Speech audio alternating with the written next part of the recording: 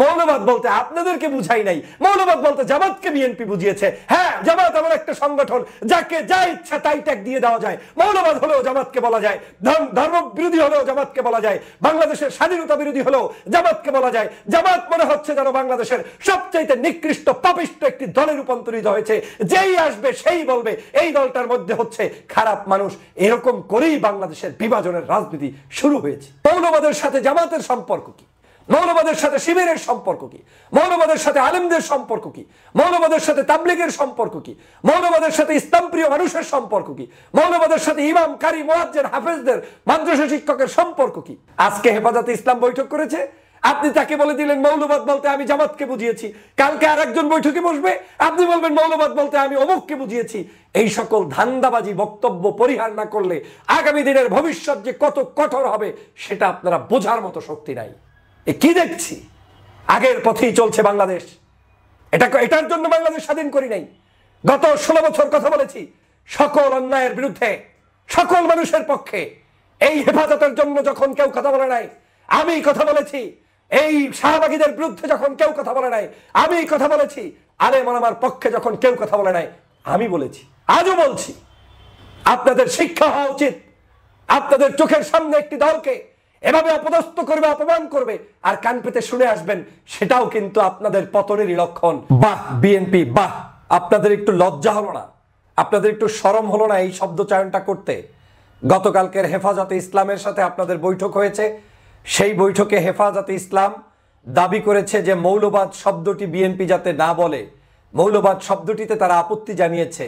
আর আপনারা চট করে আওয়ামী লীগের মতো বলে দিলেন যে মৌলবাদ বলতে আপনারা কাকে বুঝিয়েছেন? শুধুমাত্র জামাতকে, এদেশের অন্য কোনো রাজনৈতিক দল কিংবা আলেম ওলামাকে বুঝাননি। তার মানে আপনি সেই আওয়ামী লীগের পথেই কি হাঁটছেন? আওয়ামী লীগের মতো করেই কি রাজনীতি করতে চাচ্ছেন? যা কিছু ঘটবে, যা কিছু রটবে, যা কিছু চলবে সবকিছুই জামাতের উপরে চাপিয়ে দিয়ে আপনি বাংলাদেশের জনপ্রিয়তায় টিকে থাকতে চাইবেন? বাংলাদেশের আলেম ওলামাকে ভুগিযুগি বুঝাবেন? আপনি আলেম ওলামাদেরকে বলছেন কি করে? কারা বলছেন যে মৌলবাদ বলতে আমরা জামাতকে বুঝিয়েছি, এখানে অন্য কাউকে বুঝানো হয়নি? হেফাজতে ইসলামের নেতাদের প্রশ্নের জবাবে আপনি কি এই জবাব দিতে পারলেন? বাংলাদেশে গত 16 বছর পর্যন্ত জুলুম, নির্যাতন, অত্যাচারের শিকার ছিল এদেশের সকল রাজনৈতিক দল। জামাত ছিল তার মধ্যে অন্যতম। জামাতকে আপনি মৌলবাদ হিসাবে স্বীকৃতি দিয়ে চাপিয়ে দিবেন আর বাংলাদেশের জনগণ সেটা মেনে নিবে, বসে থাকবে? এই জামাত ইসলামের ফাঁসি হয়েছে যাদের, সেই মানুষগুলোর ফাঁসি কি এদেশের জনগণ মেনে নিয়েছে? দেশনেত্রী বেগম খালেদা জিয়া বাংলাদেশে ফাঁসি দেওয়া সেই ব্যক্তিদের পক্ষে প্রথম জনসমাবেশ করে প্রকাশ্যে বলেছিলেন এগুলা হচ্ছে সম্পূর্ণ আওয়ামী লীগের ধান্দাবাজি। তিনি নাম উচ্চারণ করে করে প্রত্যেকটি ফাঁসির কাস্টে যারা ঝুলেছেন তাদের পক্ষে স্টেটমেন্ট দিয়েছেন। আপনি সেই দলের নেতা হয়ে জামাতকে সহজেই মৌলবাদ বানিয়ে দিলেন। এত সস্তা রাজনীতি, এত সস্তা রাজনীতি করছেন।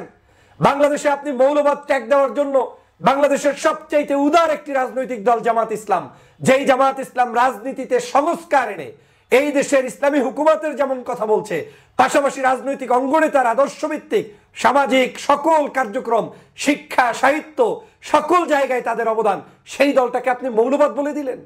লজ্জা হওয়া উচিত আপনাদের। কে বলেছে, কারা বলেছে? বিএনপির এখনই উচিত তাদেরকে তদন্ত করে জনগণের সামনে তাদেরকে প্রকাশ্যে আনা এবং তাদেরকে বিচারের কাঠগড়ায় নিয়ে আসা। সস্তা রাজনীতি বন্ধ করুন। শেখ হাসিনার রাজনীতি ছিল এমন, বাংলাদেশে যে কোনো কিছু ঘটলে এটা জামাত শিবিরের কাজ। বাংলাদেশে যে কোনো কাজ করলে সবকিছুতে তাদের উপরে চাপিয়ে দেওয়া হতো। সর্বশেষ এই যে জুলাই বিপ্লবের আগে 5 তারিখের পূর্বে আপনাদের মনে আছে বাংলাদেশের সব কিছুর জন্য শেখ হাসিনা দায়ী, কিন্তু জামাতের উপরে দাস চাপিয়ে দিয়ে তারপরে জামাতকে নিষিদ্ধ ঘোষণা করলো, জামাত শিবিরের কার্যক্রম বন্ধ ঘোষণা করলো। তার ফলশ্রুতিতে কি হয়েছে জনগণ কিন্তু দেখেছে, জনগণ দেখিয়ে দিয়েছে রাজাকার শব্দ বারবার উচ্চারণ করলে কি হয়। সেই রাজাকার শব্দ উচ্চারণের ফল হিসাবে আওয়ামী লীগের পতন হয়েছে, শেখ হাসিনার পতন হয়েছে, সারা বাংলাদেশে বারুদের মতো জ্বলে উঠেছে। এই সকল শব্দ জনগণ শুনতে চায় না। আপনাদের কি আকলে ধরে না যে দেশের জনগণ কি চায় আর কি চায় না? কেন বারবার এই শব্দগুলো উচ্চারণ করে অপরাজনীতির জন্য রাস্তায় নেমেছেন? মৌলবাদের সাথে জামাতের সম্পর্ক কি? মৌলবাদের সাথে শিবিরের সম্পর্ক কি? মৌলবাদের সাথে আলেমদের সম্পর্ক কি? মৌলবাদের সাথে তাবলীগের সম্পর্ক কি? মৌলবাদের সাথে ইসলাম প্রিয় মানুষের সম্পর্ক কি? মৌলবাদের সাথে ইমাম, কারি, মুয়াজ্জিন, হাফেজদের, মাদ্রাসা শিক্ষকের সম্পর্ক কি? আপনি বলে দিলেন সহজেই মৌলবাদ বলতে আমরা তাদেরকে বুঝিয়েছি। আজকে হেফাজতে ইসলাম বৈঠক করেছে, আপনি তাকে বলে দিলেন মৌলবাদ বলতে আমি জামাতকে বুঝিয়েছি। কালকে আরেকজন বৈঠকে বসবে, আপনি বলবেন মৌলবাদ বলতে আমি অমুককে বুঝিয়েছি। এই সকল ধান্দাবাজি বক্তব্য পরিহার না করলে আগামী দিনের ভবিষ্যৎ যে কত কঠোর হবে সেটা আপনারা বোঝার মতো শক্তি নাই, কিচ্ছু বুঝতেছেন না। বাংলাদেশের রাজনৈতিক পরিবর্তনের জন্য এদেশের মানুষ বিশ্বাস করে যারা সবচেয়ে বেশি নির্যাতিত নিপীড়িত তাদের পক্ষে মানুষ। একটা পোল দিয়ে দেখেন, একটা রিপোর্ট দিয়ে দেখেন, জনগণের ম্যান্ডেট কোন দিকে যাচ্ছে একটু নিজেরা নিজেদের দিকে তাকিয়ে দেখেন। শুধু সস্তা রাজনীতি করে সহজেই মুক্তি পাবেন সে আশা ঘুরে বালি, আলেমদের মধ্যে বিভাজন সৃষ্টি করার রাজনীতি সে আশা ঘুরে বালি। আর আমাদের আলেমদেরও লজ্জা থাকা উচিত। আজকের যেই সকল মানুষরা আপনার চোখের সামনে বলবে যে আলেমদের সামনে যে জামাত মৌলবাদ কিংবা অমুকে যুদ্ধাপরাধী, সাথে সাথে আপনাদের মুখ থেকে তাদের গালের উপরে চট্টপাঘাত করার কথা, যে বলুক তাকে বলার কথা। এ ধরনের সস্তা রাজনীতি পেয়েছেন কোথায়? কোন সাহসে পেয়েছেন যাকে তাকে যেখানে সেখানে আপনি জামাত বানিয়ে দিবেন? আমি আলেমদের কাছে প্রশ্ন রাখতে চাই, যদি জামাতকে মৌলবাদ বানিয়েই থাকে তাহলে আপনি কি জামাতকে মৌলবাদ স্বীকার করেই কারো ছায়ার নিচে গিয়ে রাজনীতি করবেন, নাকি আপনি বাংলাদেশের মানুষের মজলুমের পক্ষে থাকবেন? নিজেকে প্রশ্ন করুন। এই বাংলাদেশে গত 16 বছর বিভিন্ন চাটুয়া বাহিনীর কারণে আওয়ামী লীগের অবনত হয়ে আওয়ামী লীগের কাছে জুলুম নির্যাতনের শিকার হয়েও আলেমদেরকে অপদস্থ হতে হয়েছে, অপমান হতে হয়েছে। একই উপায়ে আলেমদেরকে যদি আজকের কেউ এরকম কটূক্তি করে কথা বলে আর যদি আপনি তাদের সামনে কুর্নিশ করেন তাহলে আগামী দিনেও আলেমদের কোনো অস্তিত্বই বাংলাদেশে থাকবে না। আমি বলে দিলাম থাকবে না, আমার কিচ্ছু যাইবে আসবে না। কিন্তু এই বাংলাদেশের ভবিষ্যৎ যে অন্ধকার হবে তাতে কোনো সন্দেহ নেই। যেই নেতা যেই ব্যক্তি এখনো যুদ্ধাপরাধীর ট্যাগ লাগিয়ে বসে থাকবে, যেই নেতা যেই ব্যক্তি এখনো দলগুলোকে জামাত শিবিরকে কিংবা ইসলাম প্রিয় কোনো ব্যক্তিকে ট্যাগ লাগানোর চেষ্টা করবে, যেই নেতা যেই ব্যক্তি এখনো আলেম ওলামাকে রাজনীতির বাহিরে রাখার চেষ্টা করবে, তাদেরকে শুধু মসজিদে কিংবা ইমামতিতে কিংবা মিলাদ শরীফের মধ্যে রাখতে চেষ্টা করবে, আর যাই হোক তারা আপনার বন্ধু না। মাথায় রাখবেন, এই একই কাজ আওয়ামী লীগ চেয়েছে। আওয়ামী লীগ চেয়েছে 570টি মসজিদ বানিয়ে আলেমদেরকে মসজিদের মধ্যে বন্দী রাখতে, খুতবার মধ্যে সীমাবদ্ধ রাখতে, আলেমদেরকে সেখানে আরামায়েশে রাখতে চেয়েছে। শেখ হাসিনা যা করেছে আপনি আমি তো এখন পর্যন্ত সেটাও করেন নাই। তিনি মসজিদ বানিয়ে ওই প্ল্যান করে এগিয়েছিলেন, কিন্তু এর মানে এই নয় যে ইসলামের বিশাল খেদমত করেছেন। অতএব আজকেও যারা আলেমদেরকে বন্দী করে রাখতে চায় তারা সোনার দেয়ালে তাদেরকে রাখতে পছন্দ করে, কিন্তু যদি কোনো আলেম একটু ফুস করে ওঠে রাজনীতির কথা বলে তখন তাকে আজকের মৌলবাদ বলা হয়, তখন তাকে বলা হয় আলেম কেন প্রচারণা করবে।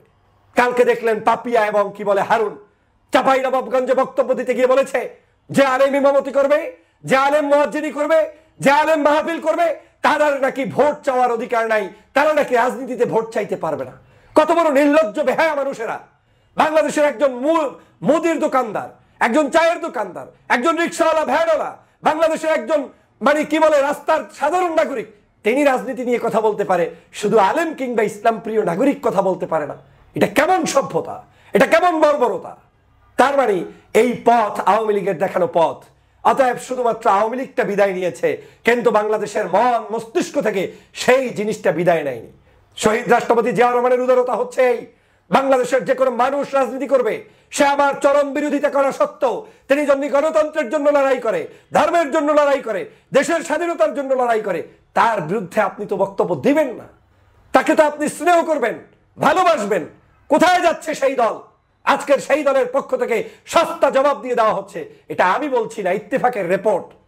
বিএনপিকে গতকালকের হেফাজতে ইসলাম গিয়ে বলেছে যে বাংলাদেশের মৌলবাদ শব্দটি পরিহার করতে হবে, আরো অনেক দাবি দিয়েছে, সে দাবিগুলো ভিন্ন হিসাব, কিন্তু সেই দাবিগুলোর মধ্যে ওরা বলছে মৌলবাদ বলতে আপনাদেরকে বুঝাই নাই, মৌলবাদ বলতে জামাতকে বিএনপি বুঝিয়েছে। হ্যাঁ, জামাত এমন একটা সংগঠন যাকে যা ইচ্ছা তাই ট্যাগ দিয়ে দেওয়া যায়। মৌলবাদ হলেও জামাতকে বলা যায়, ধর্ম বিরোধী হলেও জামাতকে বলা যায়, বাংলাদেশের স্বাধীনতা বিরোধী হলেও জামাতকে বলা যায়। জামাত মনে হচ্ছে যেন বাংলাদেশের সবচাইতে নিকৃষ্ট পাপিষ্ট একটি দলে রূপান্তরিত হয়েছে, যেই আসবে সেই বলবে এই দলটার মধ্যে হচ্ছে খারাপ মানুষ। এরকম করেই বাংলাদেশের বিভাজনের রাজনীতি শুরু হয়েছে। এ কি দেখছি? আগের পথেই চলছে বাংলাদেশ। এটার জন্য বাংলাদেশ স্বাধীন করি নাই। গত 16 বছর কথা বলেছি সকল অন্যায়ের বিরুদ্ধে, সকল মানুষের পক্ষে। এই হেফাজতের জন্য যখন কেউ কথা বলে নাই আমি কথা বলেছি, এই শাহবাগীদের বিরুদ্ধে যখন কেউ কথা বলে নাই আমি কথা বলেছি, আলেম ওলামার পক্ষে যখন কেউ কথা বলে নাই আমি বলেছি, আজও বলছি। আপনাদের শিক্ষা হওয়া উচিত। আপনাদের চোখের সামনে একটি দলকে এভাবে অপদস্থ করবে, অপমান করবে, আর কান পেতে শুনে আসবেন, সেটাও কিন্তু আপনাদের পতনেরই লক্ষণ। সাবধান হয়ে যান। বাংলাদেশের কোন আলেম ওলামা পীর মাশায়েখদের মধ্যে অনৈক্য থাকলে আগামীর ইসলামিক বাংলাদেশ স্বপ্ন দেখা অসম্ভব। অতএব প্রিয় সহযোদ্ধা ভাইরা, বিএনপির এই আচরণকে আমি কোনোভাবে মেনে নিতে পারি না। গতকালকের যে আচরণ দেখিয়েছে, এই আচরণ হচ্ছে ফ্যাসিস্ট শেখ হাসিনার আচরণ। তাদের জাতির সামনে প্রকাশ্যে ক্ষমা চাওয়া উচিত।